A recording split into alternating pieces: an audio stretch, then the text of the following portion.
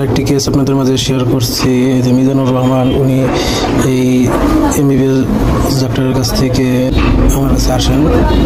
উনি প্রেসক্রিপশন করেছিলেন chronic cold and cough asthma syndrome. আমার কাছে আসার পরে আমি দেখতে পাই যে ওনার ডাব্লিউবিসি কাউন্টটা বেড়ে গেছে, আরও বিভিন্ন সমস্যা আছে। ইউরিনে কোনো সমস্যা নেই, অন্যান্য কিছুতে ঠিকই আছে। ইমিউনোলজি রিপোর্টে এই রেটটা একটু বেড়ে গেছে। আর সাথে ওনার কিন্তু লেফট ম্যাক্সিলারি সাইনোসাইটিস, সাথে ওনার ডিএনএস, নাকের হাড় বাঁকা হয়ে যায়। সাথে আমি আরেকটা সিমটম পাই যে ওনার গলাটা একদম, ভয়েসটা কিন্তু লস্ট হয়ে যায়।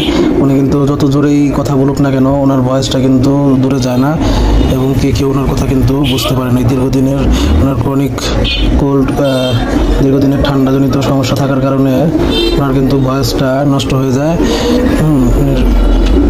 উনি কিন্তু আমার কাছে চিকিৎসার জন্য আসছিলেন। মাত্র 2 বার ওষুধ দেওয়ার পর প্রথম যে ওষুধ দিয়েছিলাম, আমার মনে আছে, প্রথম যে ওষুধ দিয়েছি প্রথম ডোজেই 90% কভার হয়ে যায়। 90% ভালো হয়ে যাওয়ার পরে উনি দ্বিতীয়বার আমার কাছে আবার ছুটে আসে। তারপরে ওনাকে আরেক ডোজ দেওয়ার পরে আলহামদুলিল্লাহ এখন উনি সম্পূর্ণরূপে সুস্থ আছে, সম্পূর্ণরূপে ভালো হয়ে গেছে। এটা সবই আল্লাহর ইচ্ছা। সবাই দোয়া করবেন, ভালো থাকবেন।